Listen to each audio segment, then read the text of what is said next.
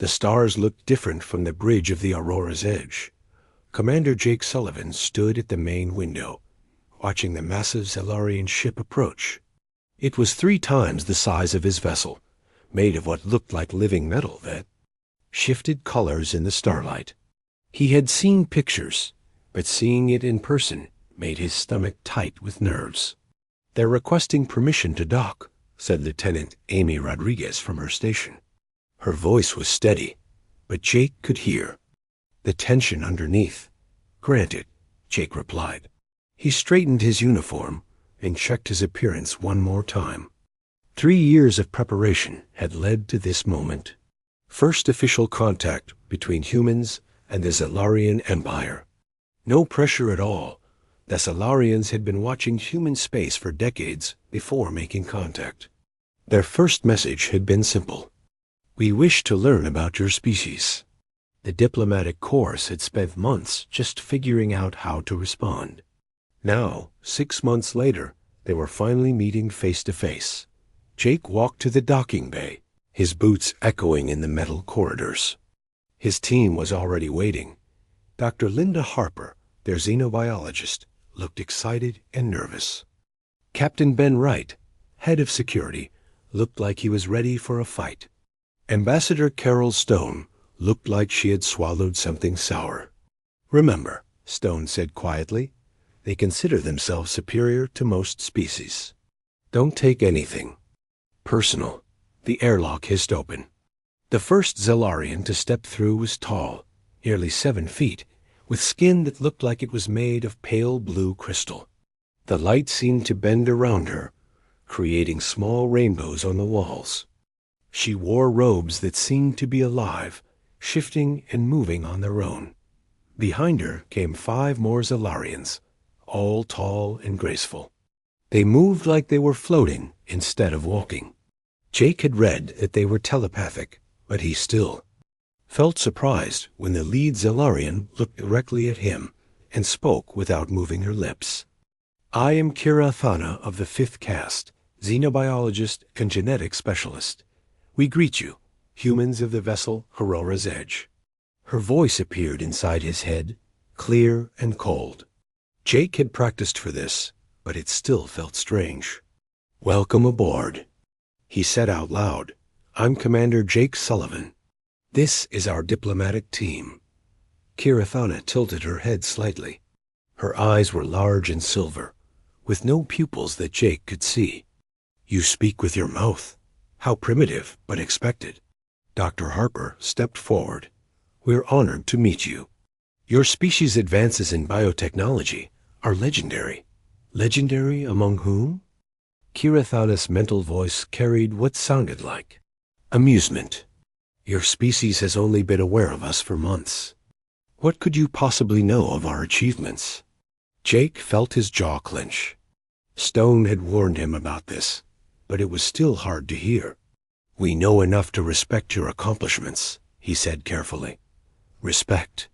Kirathana seemed to taste the word. An interesting concept from a species that still uses metal ships instead of growing them.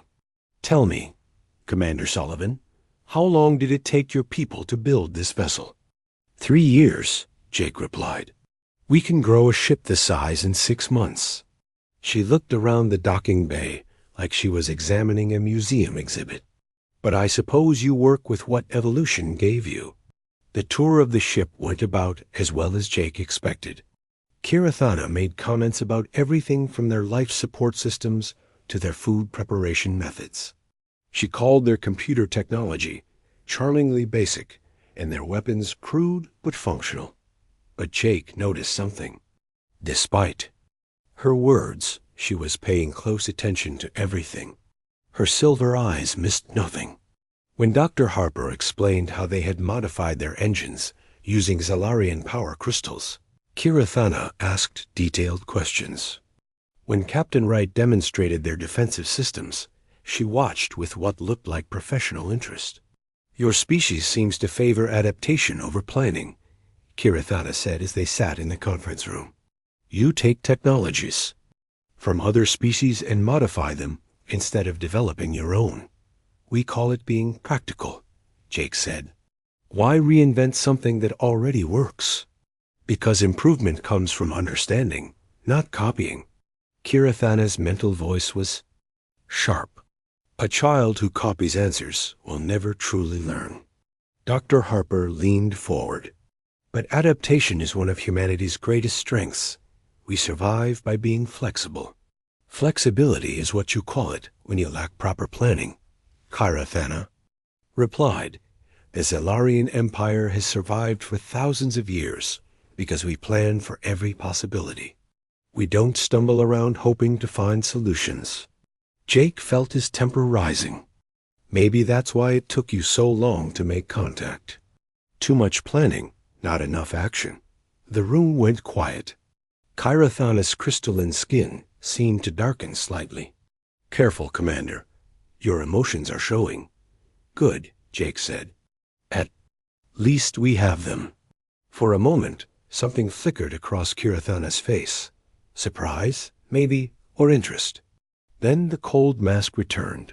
The cultural exchange began the next day.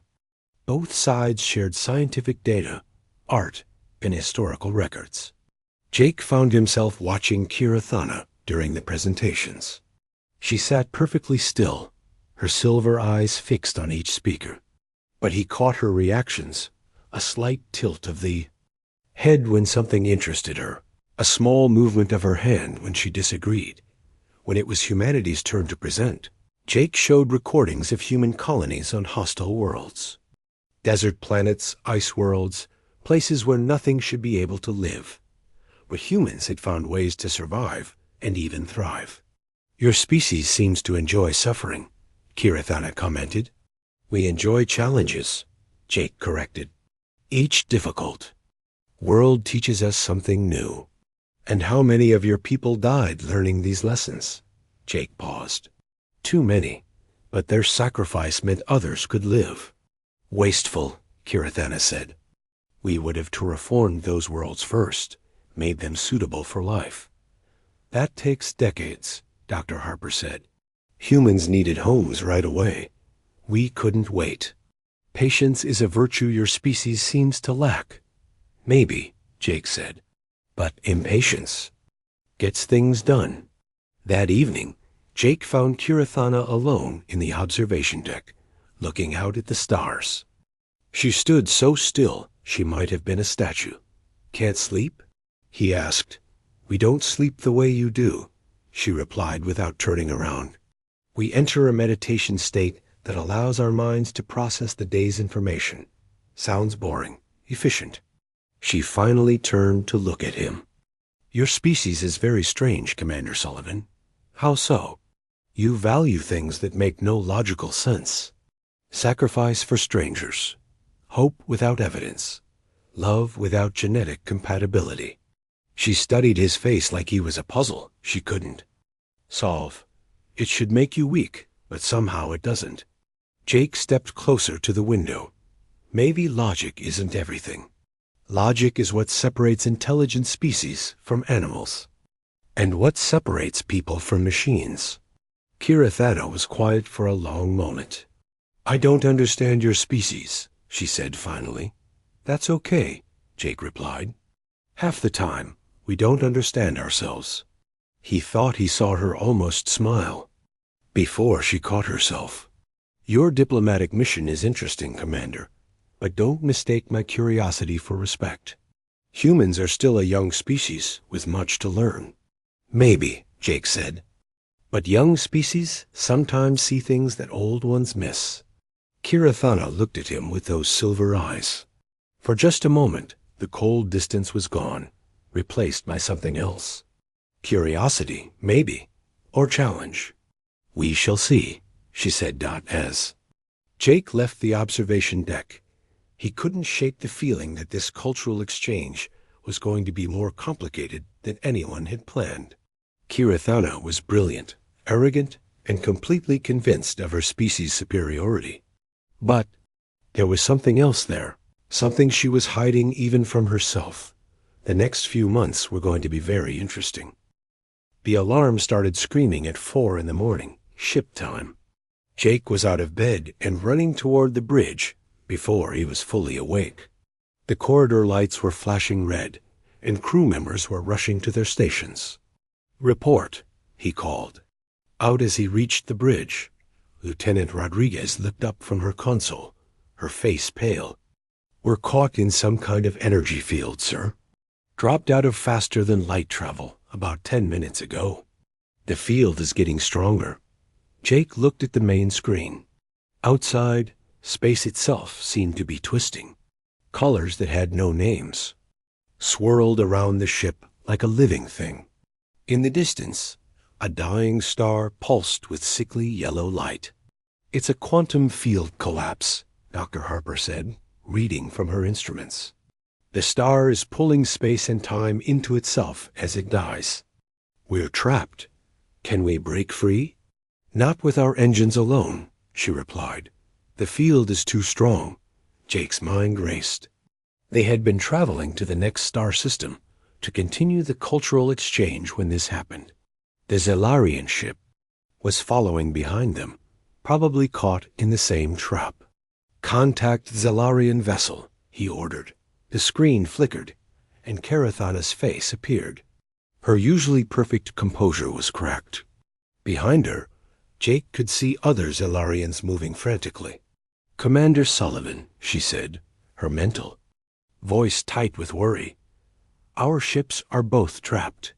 The quantum field is destabilizing our biosystems." "Our engines are failing too," Jake replied.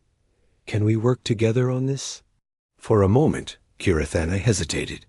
Jake could almost see her pride fighting with necessity. "We may have no choice. But your technology is incompatible with ours. Maybe separately, but what if we combine them?" Dr. Harper nodded eagerly. "The Aurora's Edge has hybrid systems. Part human engineering, part Zellarian biotechnology from the trade agreements. If we can link our ships together—" "It's never been tried," Karathana said. "Neither has dying in a quantum field," Jake replied. 3 hours later, Jake found himself in a cramped maintenance tunnel with Karathana, trying to connect power cables between the two ships. The tunnel was barely big enough for one person, let alone two, and Jake was very aware of how close they were to each other. "Your hands are shaking," Karathana observed. "It's called being nervous," Jake replied, trying to focus on the delicate wiring. "It happens when we might die. Fear is inefficient. It clouds judgment. Sometimes fear keeps you alive." Jake connected another wire, and sparks flew. "Bam! Let me." Karathana reached over him, her crystalline fingers moving with precise control. Her skin was warm, which surprised him. He had expected it to be cold like stone. "You're different from what I expected," he said. "How so?" "Warmer, more ... He searched for the word. "Human." Karathana's hands paused in their work. "That is not a compliment among my people. Maybe it should be." She looked at him, those silver eyes studying his face. They were very close in the small space. Jake could see tiny patterns in her crystalline skin, like fractals that went on forever. "You are strange, Jake Sullivan," she said quietly. It was the first time she had used his first name. The work took 18 hours. Both crews pushed themselves to exhaustion, human and Zellarian engineers working side by side. Jake and Karathana barely left each other's sides, coordinating the complex process of linking two completely different technologies. Jake watched Karathana work and began to see past her arrogance. She cared about her people just as much as he cared about his. When a young Zellarian engineer collapsed from fatigue, she was the first one to help him. When a human technician made a mistake that could have killed them all, she fixed it without comment or blame. "Why did you become a xenobiologist?"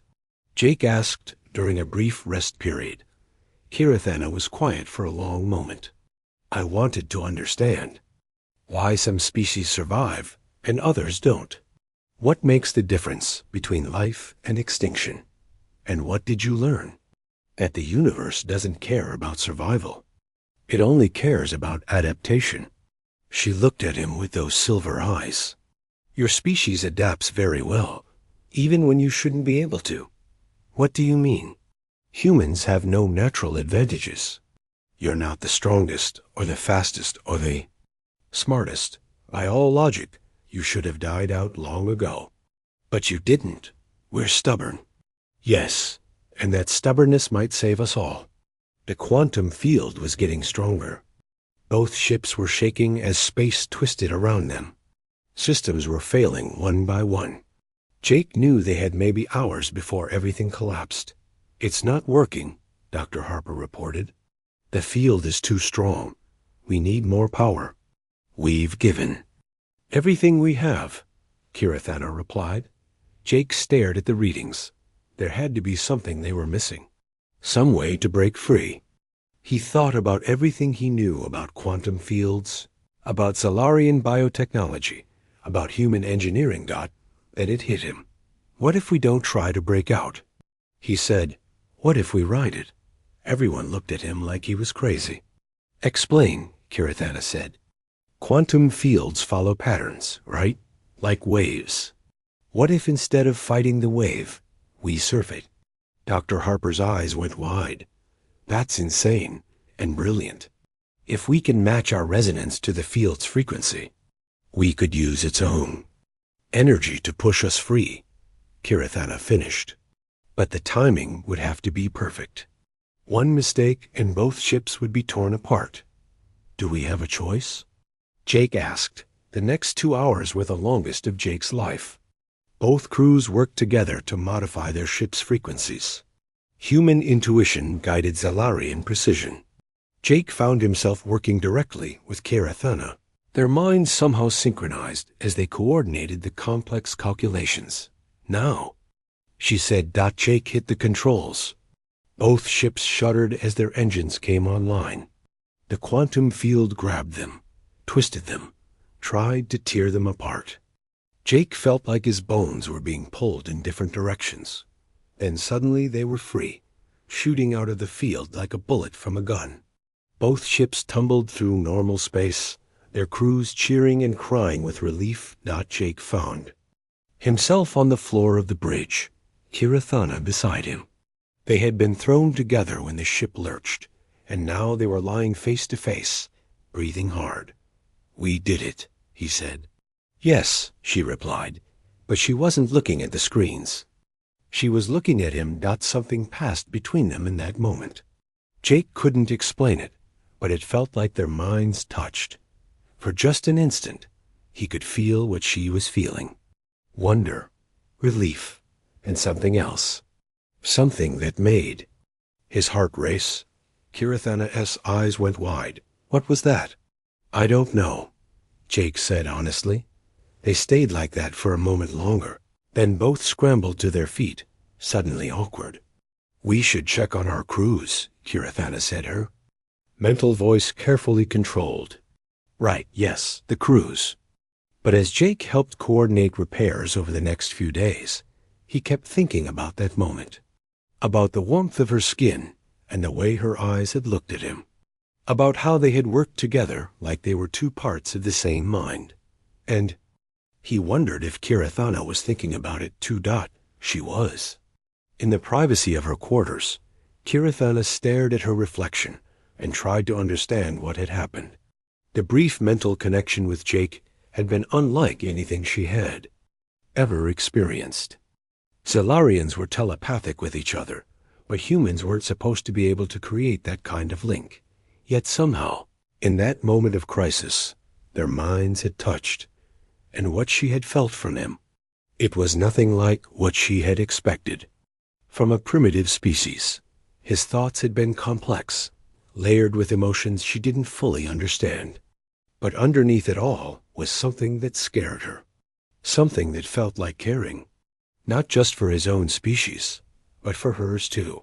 For her, Kirathana had spent her life believing that emotional attachment was weakness. That genetic purity was everything. That mating outside one's species was not just impossible, but disgusting. But now, staring at her reflection, she wondered if everything she had been taught was wrong, and that terrified her more than the quantum field ever had. The repairs took 3 weeks. Both ships limped to the nearest space station, a neutral trading post called Haven Point. Jake had been to places like this before, rough, crowded, full of different species, trying to make deals or hide from their problems. During the repairs, Jake and Kirathana spent more time together.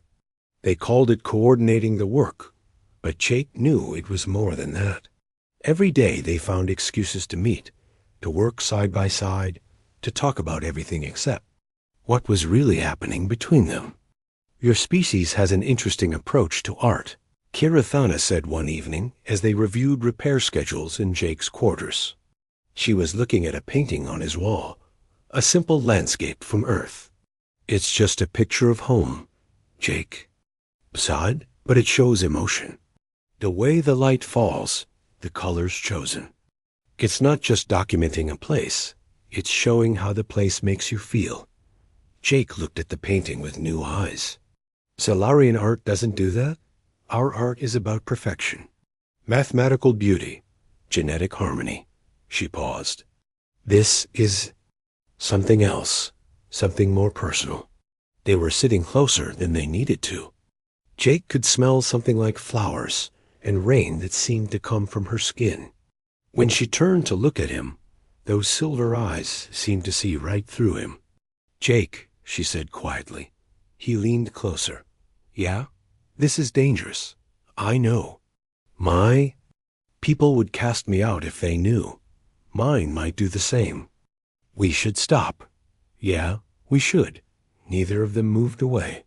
Instead, Jake reached up and touched her face. Her crystalline skin was warm and smooth, and she closed her eyes at his touch. "I've never felt anything like this," she whispered. "Neither." "Have one." When they kissed, it was like the quantum field all over again. Jake felt that strange mental connection, stronger this time. For a moment, their thoughts blended together. He felt her wonder, her fear, her desire, and she felt his. Connection broke when they pulled apart, both breathing hard. "What are we doing?" Kirathana asked. Jake didn't have an answer. All he knew was that when he looked at her, he saw not an alien but a person.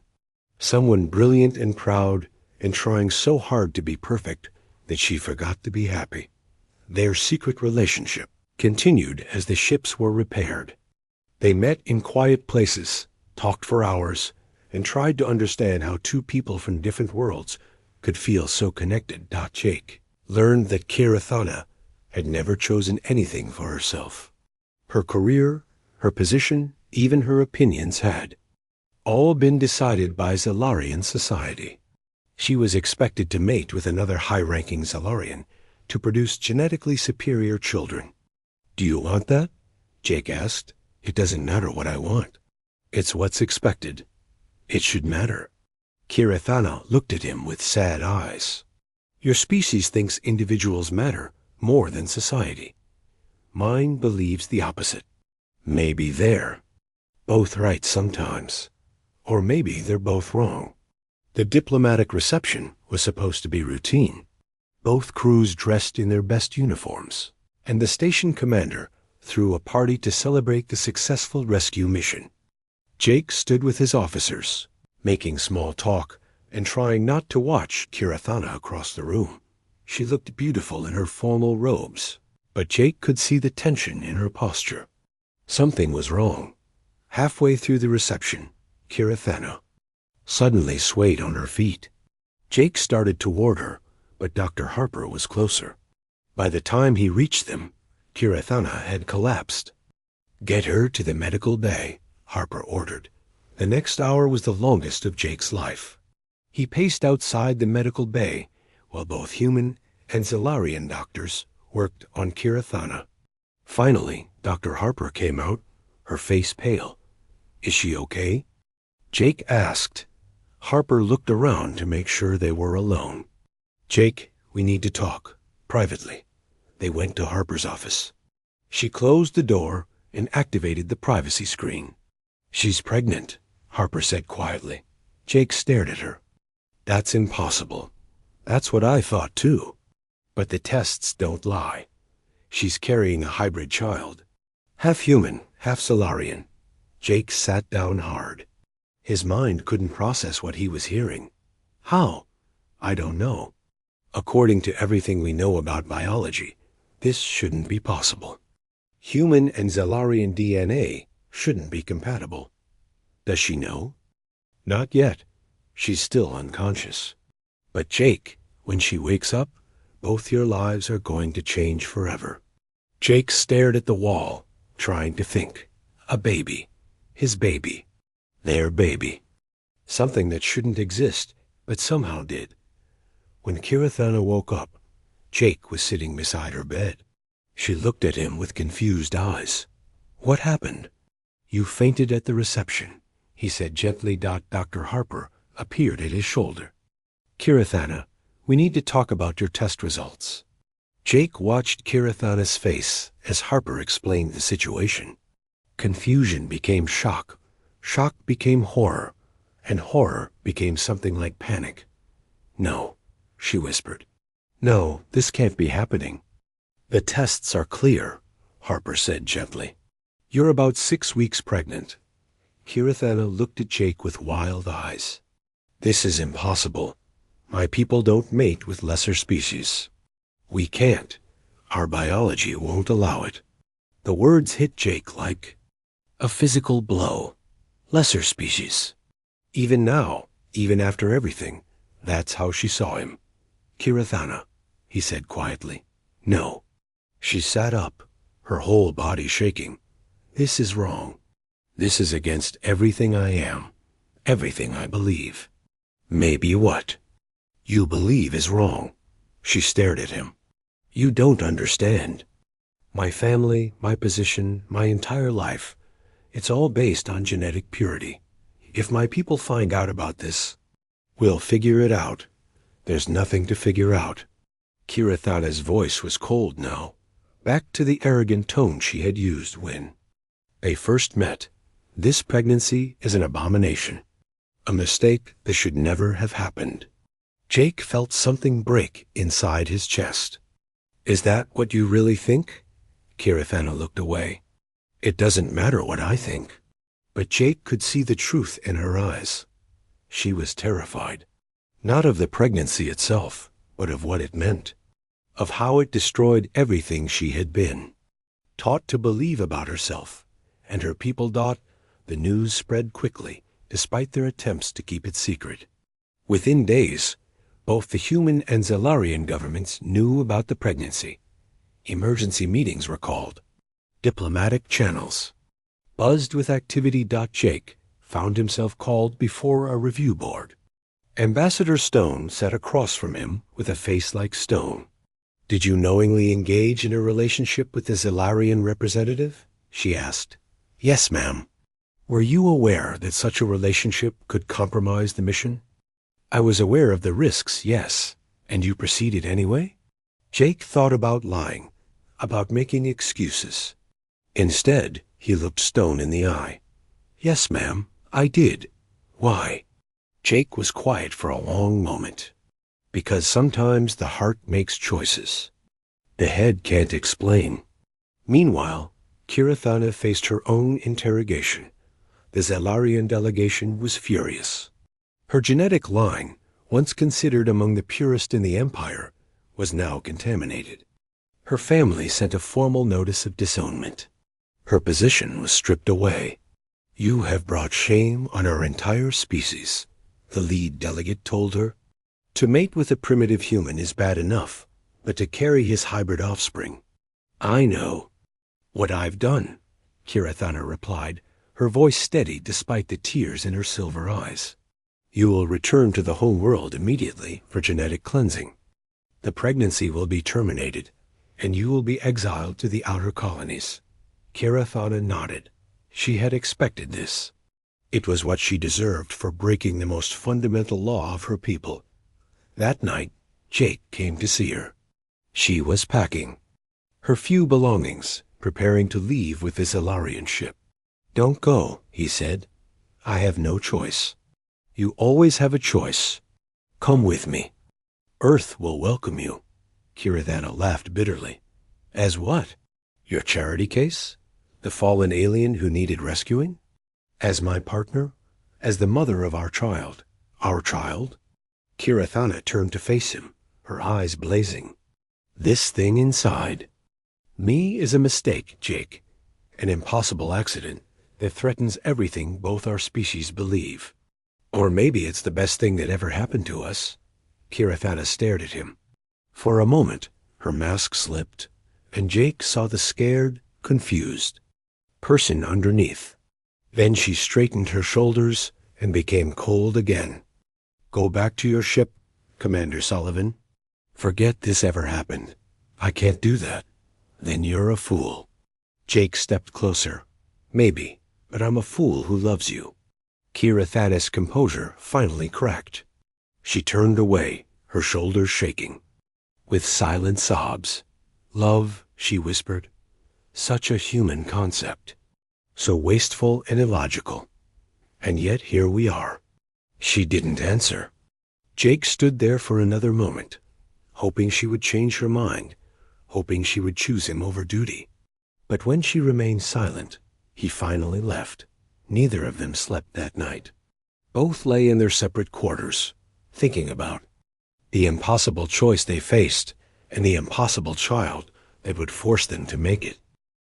Kirathana didn't return to the Zalarian home world.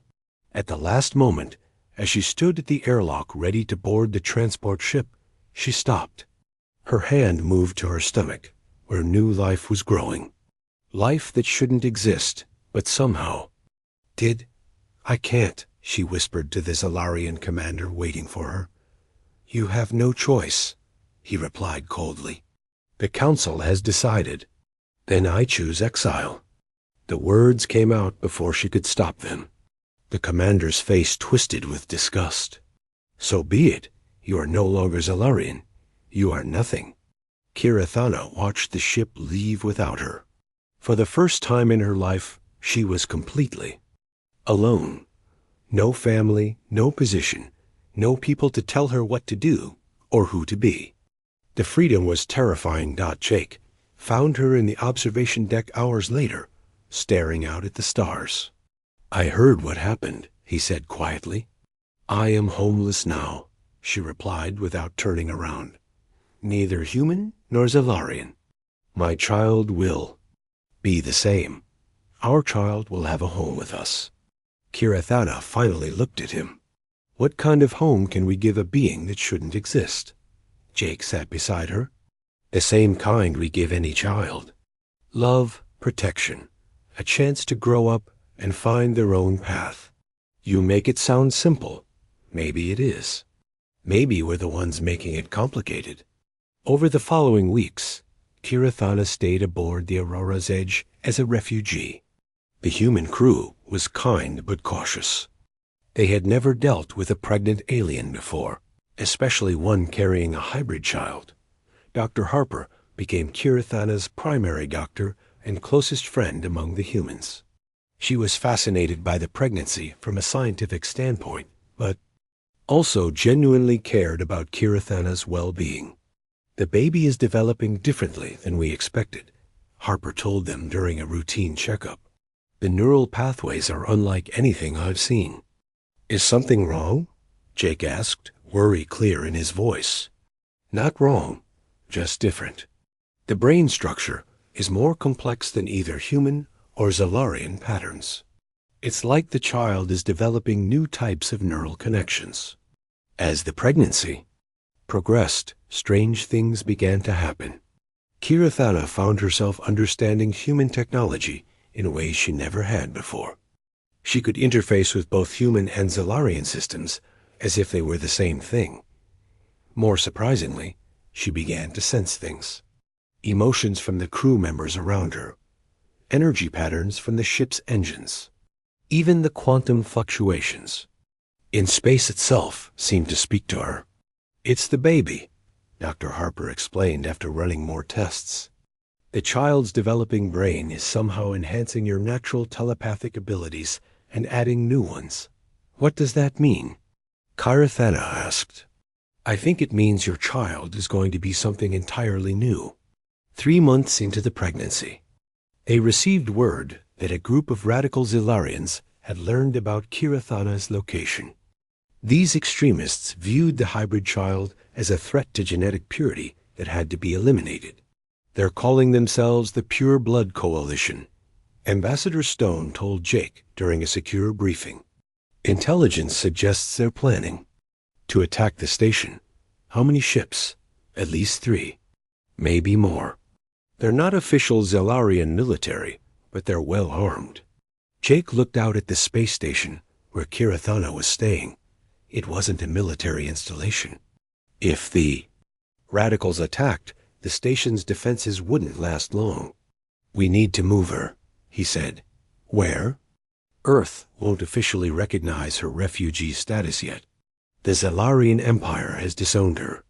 She's in legal limbo. Then we make our own rules. The attack came 2 days later. Jake was in the middle of trying to convince the station commander to beef up security when the alarm started screaming. 3 Zellarian warships dropped out of faster-than-light travel and immediately opened fire. The station shook under the impact.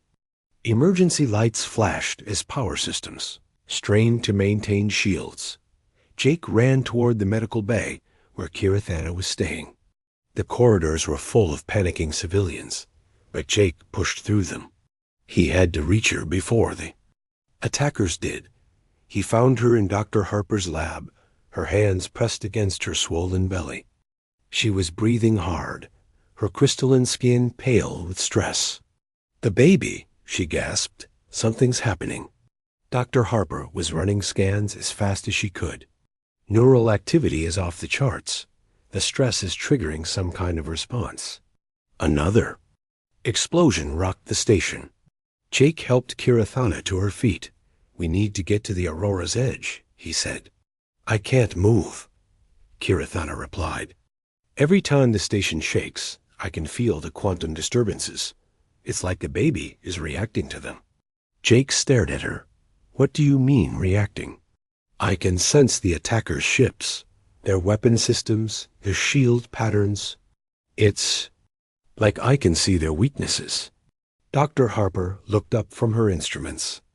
"The baby's brain activity is synchronized with the quantum field fluctuations from the weapon's fire. Somehow, it's processing the data and feeding it back to you."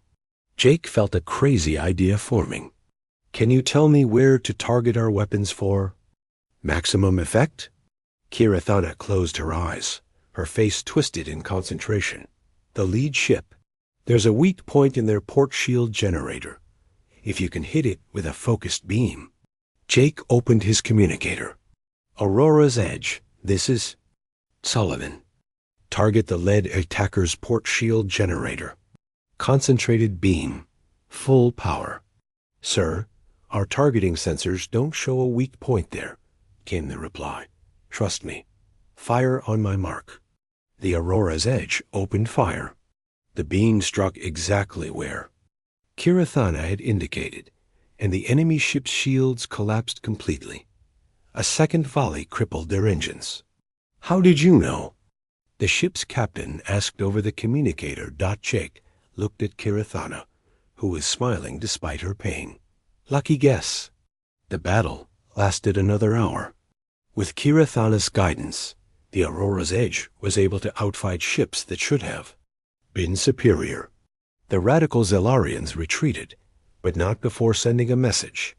"This is not over," their leader said.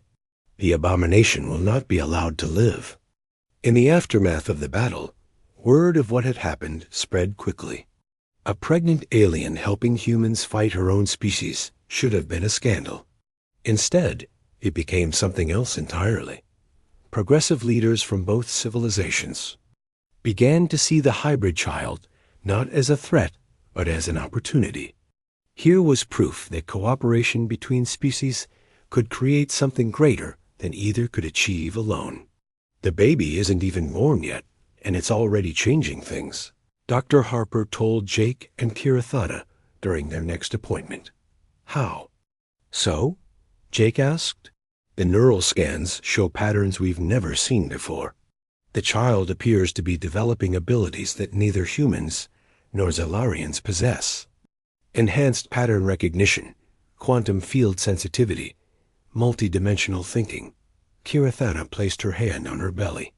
What does that mean for the baby? I think it means your child might be the key to solving problems neither of our species could handle alone.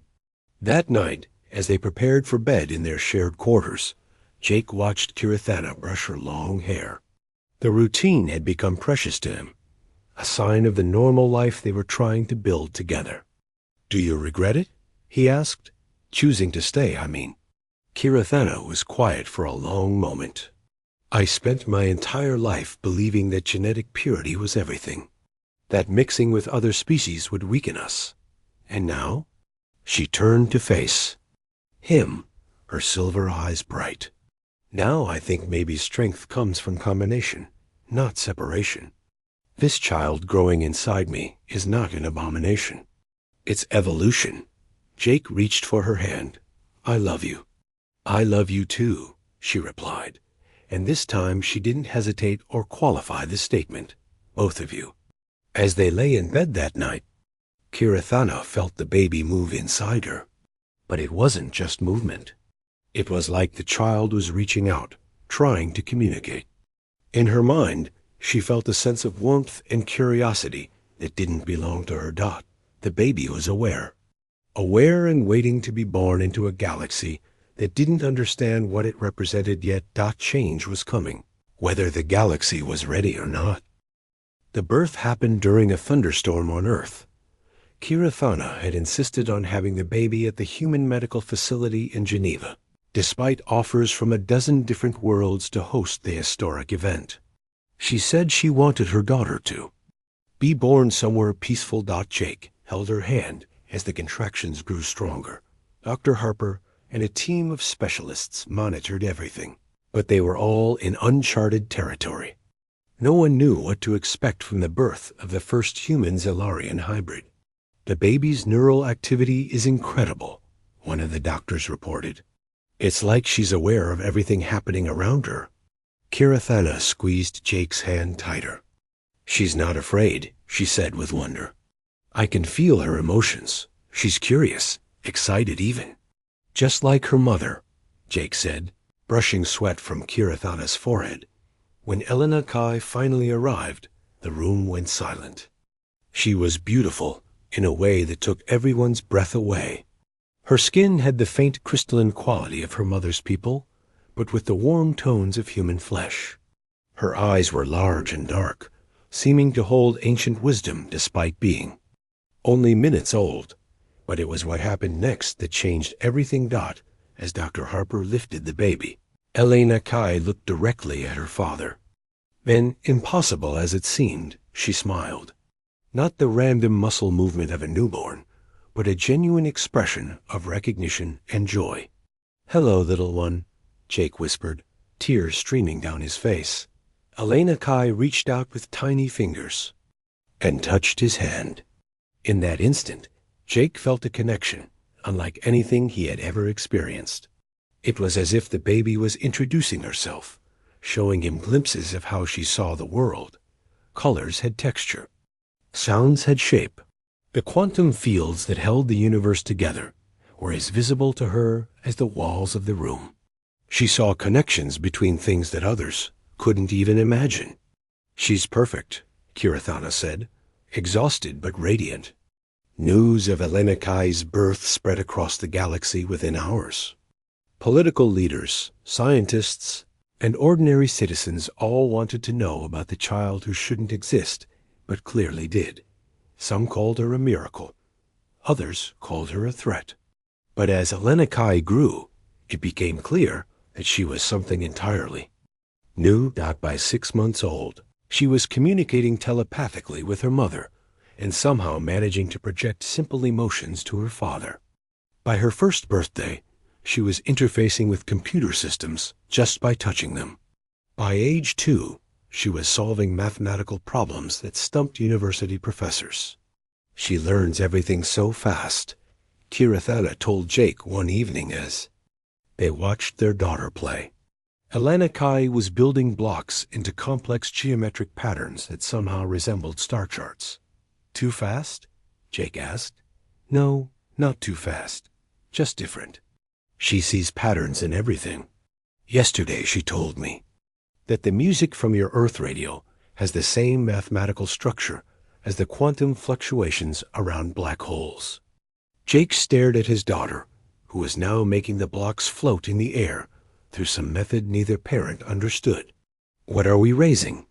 The future, Kirathana said simply. As Elena Kai grew, so did her impact on both human and Zalarian society. Other interspecies couples began coming forward, admitting to relationships they had hidden for years. Some even had children of their own. Though none quite like Elena Kai, the girl became a symbol of what cooperation could achieve. When she was 3, she helped solve a trade dispute between 2 alien species by showing them patterns in their economic data that revealed a win-win solution neither side had seen.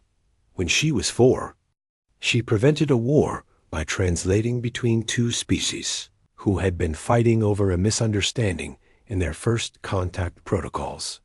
She doesn't see differences the way we do, Dr. Harper explained to a gathering of scientists studying this.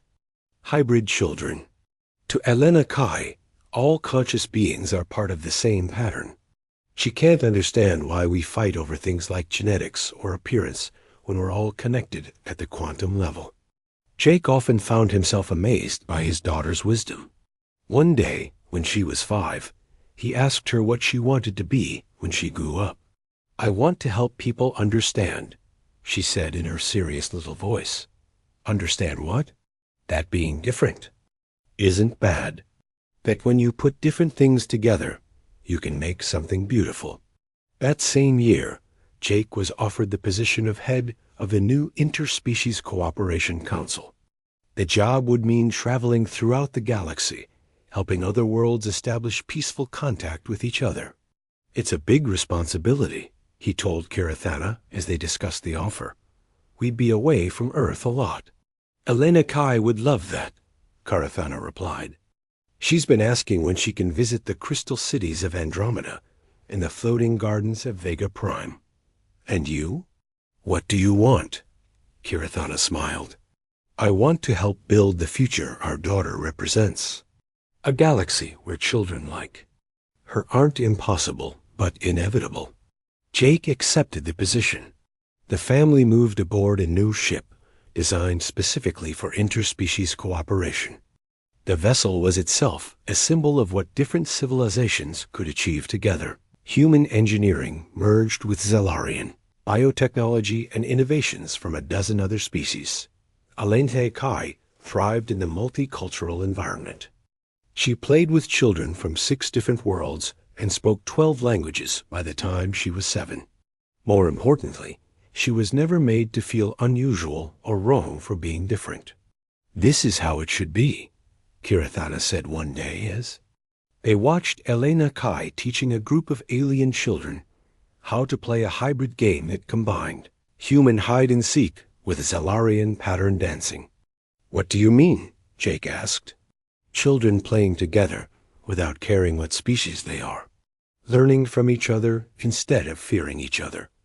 Jake nodded. Sometimes I wonder what would have happened if we had never met. But we did. Meet, Kirathana replied. And now the galaxy is changing because of it. On Elena Kai's 8th birthday, representatives from 27 different species came to celebrate. The girl who had once been called an abomination was now seen as a bridge between worlds. During the party, Jake pulled Kirathana aside. Do you ever miss your old life? He asked. Being part of the Zalarian elite, having status and respect? Kirathana looked at their daughter, who is currently showing a group of fascinated adults how to make music by modulating quantum fields with her mind. I had respect, she said, but I didn't have love. I had status, but I didn't have purpose. I had everything. My society told me I should want, but I wasn't happy. And now? Now I have a family that chose each other, instead of being assigned by genetic compatibility. I have work that matters instead of just maintaining the status quo. And I have a daughter who represents everything beautiful about what different people can create together. Elena Kai came running over, her face bright with excitement. Mama, Papa, look what I learned. She held out her hands and created a small light show in her palms, colors that danced and swirled like living things. It's lovely, sweetheart, Jake said. What is it?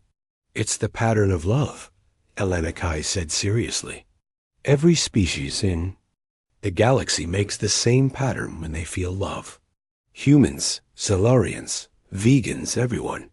It's the one thing we all have exactly the same. Jake and Kirathana looked at each other over their daughter's head. In that moment, they both understood what Elena Kai represented. Not just the product of an impossible love, but proof that love itself was the universal constant that could unite any beings willing to see past their differences. Years later, when Elena Kai was grown and leading her own interspecies diplomatic missions, people would ask Kirathana what it was like to be the mother of the most famous hybrid in the galaxy. She's not famous because she's a hybrid, Kirathana would always reply. She's remarkable because she shows us that our differences make us stronger, not weaker. She proves that love doesn't care about genetics or species or what others think is impossible. And in quiet moments, when she remembered the arrogant young xenobiologist who had once scoffed at the idea of mating with a human, Kirathana would smile. That woman had thought she knew everything about genetics and compatibility and the proper order of the universe. She had been completely wrong, and Kirathana had never been happier about being wrong in her life.